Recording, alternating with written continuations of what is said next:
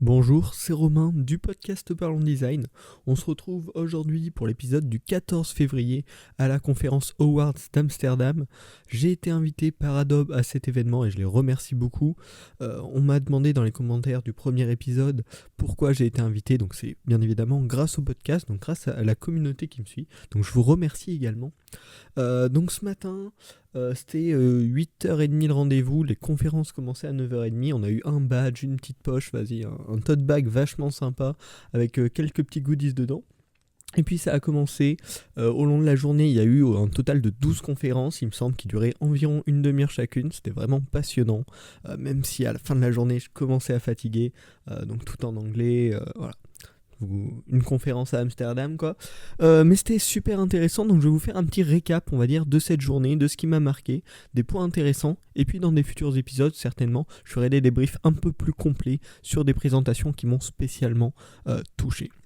Donc déjà, l'introduction de cet événement a été fait par Peter Smart, un mec qui a également fait une intervention dans la suite de la journée et qui a vraiment un aura, quoi. Il lance une ambiance géniale, donc direct ça nous a mis dans l'ambiance, c'était top.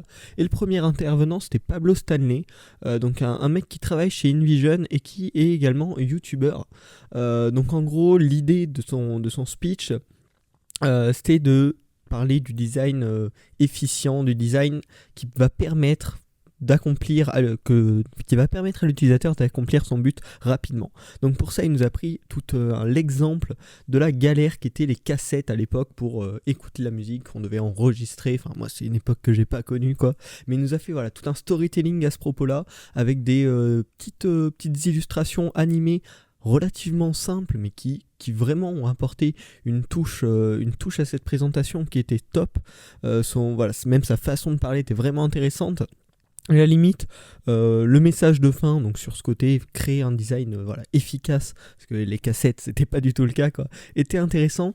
Mais la façon dont il nous a présenté cette idée, c'est peut-être encore plus ce qui m'a marqué. C'était vraiment top, des touches d'humour et vraiment un ton décomplexé où il nous racontait son histoire. C'était vraiment excellent. Je vous conseille d'aller voir ce qu'il fait. J'ai moi-même pas encore regardé, mais après cette intervention, je me dis c'est obligé que ça doit être un truc qui claque. Voilà, c'était une très bonne mise en bouche. Ensuite, on a Amy West, qui est product designer at WeTransfer, qui nous a parlé en gros de l'intégration des outils et donc comment elle avait repensé la façon dont on transfère des fichiers. Donc la première idée, c'était que en ce moment, les outils sont de plus en plus entre-intégrés. Elle nous a par exemple donné l'exemple de Slack ou des différents produits Google. Dans Slack, on peut mettre Trello, GitHub et plein d'autres produits. WeTransfer, il me semble également. Donc voilà, il nous a parlé de l'intégration de WeTransfer dans Sketch, et puis ensuite la poursuite, donc dans cette interconnexion entre les applications, dans la vision de Sketch. Donc en fait, ils avaient deux solutions, et n'importe qui, lorsqu'il va intégrer son produit à d'autres solutions, a deux possibilités, quoi. Soit intégrer pour telle application sa propre application, soit créer une API publique et laisser ensuite les parties tiers développer leurs fonctionnalités, leur intégration quand ils en ont besoin, laissés faire par la communauté. Donc ils ont pas mal réfléchi et puis finalement ils ont choisi la solution API publique et ils en ont été très contents. Voilà, ils nous ont montré que finalement tous les créateurs leur avaient réservé pas mal de surprises, qu'il y avait eu des intégrations du coup de WeTransfer dans beaucoup de domaines, par exemple l'archéologie, des dentistes, voilà, vraiment des métiers très différents et pas seulement des outils de design qui avaient utilisé cette API publique. Et du coup voilà, l'idée c'était vraiment que créer des API publiques au lieu de intégrer produit par produit qui peut être très long et qui n'arrivera jamais à satisfaire tout le monde. Créer une API publique quand on a un service comme ça peut être une superbe opportunité pour laisser un petit peu la communauté gérer en fonction de ses besoins et découvrir des utilisations que même eux n'auraient pas pensé. Ensuite, le troisième talk de cette journée, c'était à propos du Machine Learning is a UX Problem. C'est ça l'intitulé, c'était vachement intéressant, c'était deux mecs qui faisaient ça du coup en collaboration. Et j'y consacrerai un épisode entier du podcast parce que c'était vraiment très intéressant. Mais globalement, qu'est-ce qu'on peut en retenir ? Voilà, très largement.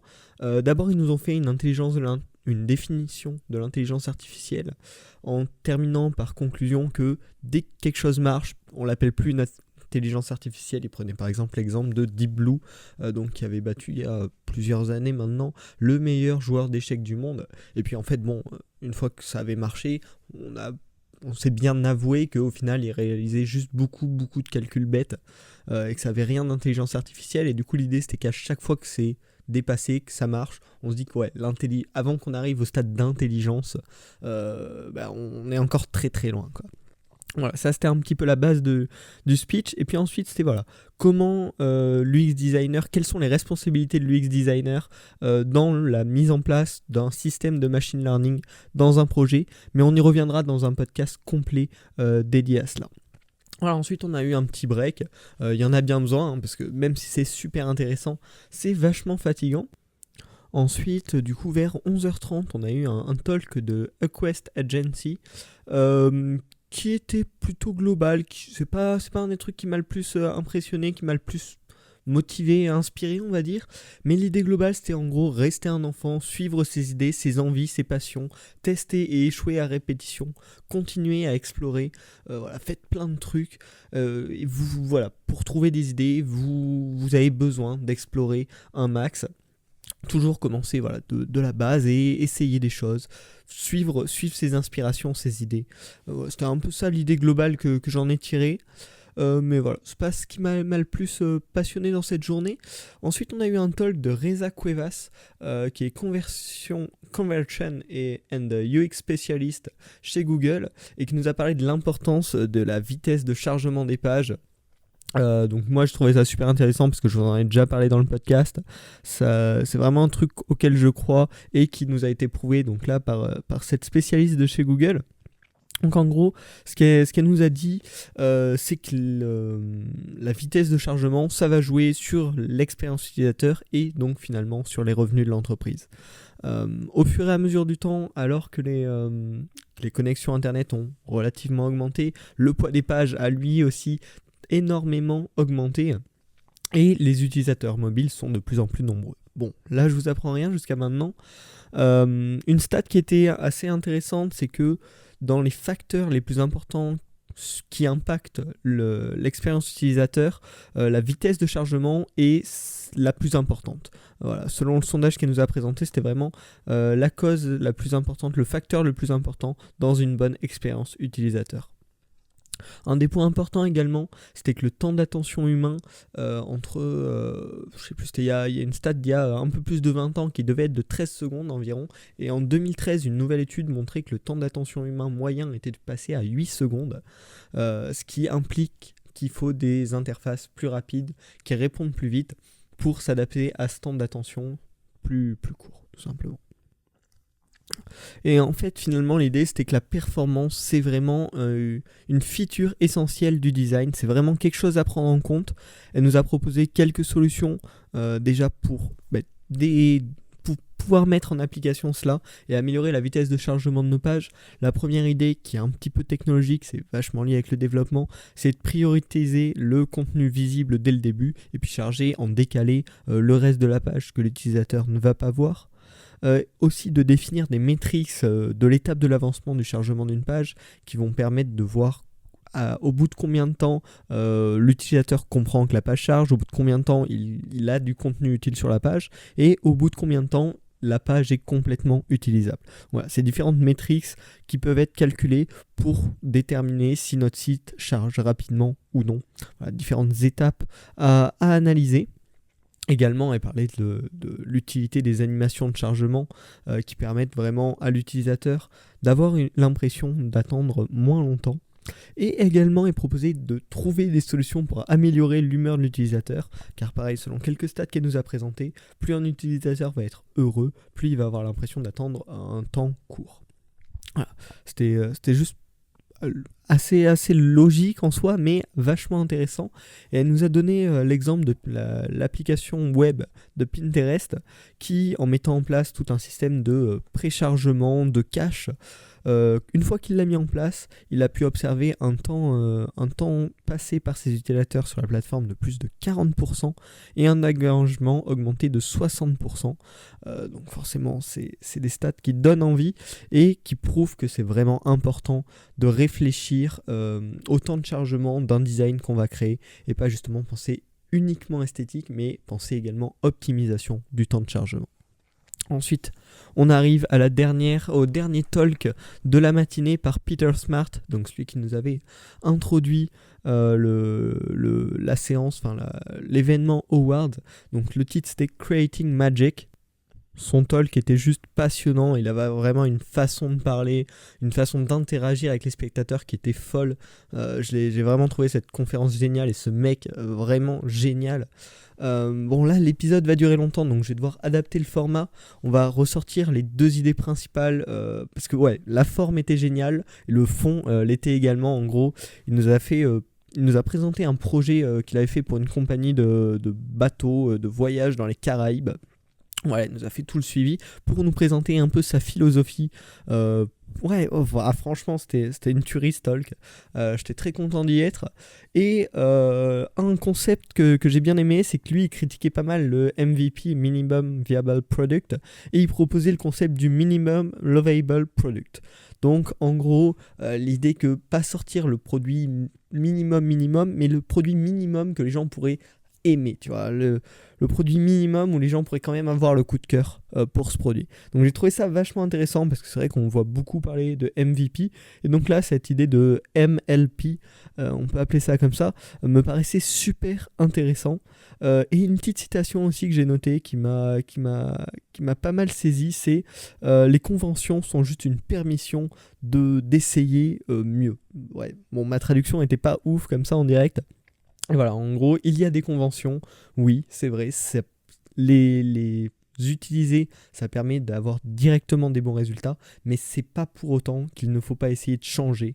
Et voilà, son message était ne laissez pas dire les gens qui vous disent suis la convention et ne cherche pas plus. On peut toujours faire mieux. Et voilà, une convention, c'est juste une étape. On peut peut-être faire évoluer cette convention et trouver mieux pour le futur. Ensuite, le midi, on a une petite pause repas qui était sympa et ça faisait du bien de pouvoir se reposer un peu. Et puis pour l'après-midi, je vais pas vous parler de tous les talks qui ont eu lieu, sinon le podcast va durer trop longtemps. Et puis c'est vrai que ça peut vous ennuyer sur le long terme, donc je vais vous en parler uniquement de 2, mais qui m'ont pas mal intéressé. La première, c'était Trend Thinking, qui avait été fait par Lior Pinko, qui est design director chez Wix. Et donc en gros, le sujet de sa présentation, c'était le fait que chez Wix, ils doivent créer un peu les futures tendances pour être en avance et du coup attirer des clients avec des templates qui sont à la mode, même avant que la mode arrive réellement. Voilà, il fallait qu'ils anticipent.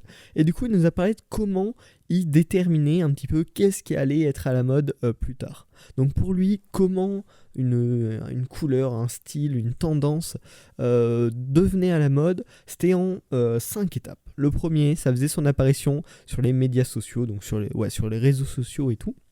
Ensuite, c'était une tendance qui apparaissait également dans la mode, puis dans le style, dans les compositions. Et enfin, il y avait cette étape où l'ancien rencontre le nouveau, on fait des parallèles entre le passé et cette nouvelle tendance qui arrive, et enfin, la tendance s'impose.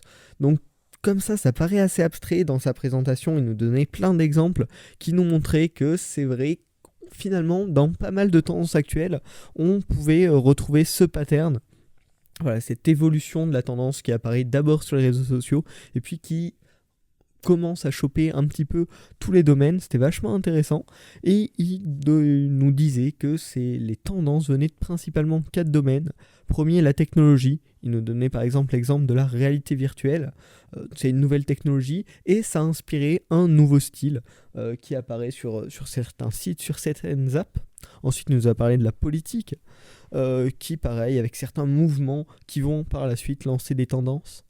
La troisième source d'inspiration pour lui, pour les nouvelles tendances, c'est la génération Z, donc la génération des millennials, qui, par rapport aux changements, aux nouveautés qu'ont cette génération par rapport aux générations précédentes, font arriver de nouvelles tendances. Et enfin, le dernier point, la dernière source d'inspiration, c'est l'environnement. Donc il nous a par exemple donné un très bon exemple, le problème des plastiques dans l'océan, qui a mené jusqu'à une tendance, voilà, avec un peu des effets ballons plastiques, des choses comme ça. Donc j'ai trouvé ça vachement intéressant, pour le coup, cette idée de comment un peu essayer de prédire quelles seront les futures tendances. Et ensuite, le dernier talk dont je voulais vous parler, c'était un talk qui était avant d'ailleurs ce talk de Lior Pinko. C'était celui de Marie Van Driesch, qui en fait est une sourde et muette, il me semble. Du coup, qui nous a fait la présentation en langage des signes, et il y avait quelqu'un, on ne sait pas où elle était dans la salle, qui, on va dire, jouait sa voix. Et donc sa présentation parlait de l'accessibilité et comment en fait rendre son site, son application, son projet accessible, du coup par exemple aux sourds, et du coup finalement à tout le monde, si on le rend accessible au plus petit nombre, du coup ça améliore l'expérience de tous. Et durant cette présentation, si j'ai 2 points à retenir que je veux absolument vous communiquer, le premier c'était en termes d'assistance. Il y a des sites où ils proposent qu'un mode d'assistance, par exemple que le téléphone, et donc vous pouvez vous en rendre compte très rapidement. Pour un sourd ou une sourde, une assistance par téléphone, ça ne va être d'absolument aucune utilité. Et donc, il faut penser à toujours proposer plusieurs moyens de communication avec vos clients, pour penser à tout le monde. Et le second point, c'était par exemple par rapport à la création d'un compte. Ça devient de plus en plus régulier que l'on demande un numéro de téléphone de manière obligatoire. Donc le problème n'est pas tant en soi de demander un numéro de téléphone, mais c'est que si cette personne vous donne son numéro de téléphone et qu'elle ne peut pas utiliser le téléphone, mais uniquement les messages par exemple, vous allez pouvoir l'appeler, et ça va créer un moment gênant pour la personne, tout comme pour vous. Donc voilà, c'était 2 points assez importants. Cette journée a été vachement intense, voilà, 12 présentations en une journée, ça fait pas mal d'informations à digérer, mais c'était très intéressant. Je remercie encore une fois Adobe. Demain c'est le 2e jour de cette conférence, j'essaierai de vous faire un débrief un peu dans ce style. Et puis par la suite, dans les prochains jours, prochaines semaines, je vous ferai des points un peu plus complets sur certaines présentations qui m'ont plus marqué. Voilà, j'espère que ce podcast vous a plu. On se retrouve demain du coup pour le dernier épisode de ce petit séjour à Amsterdam.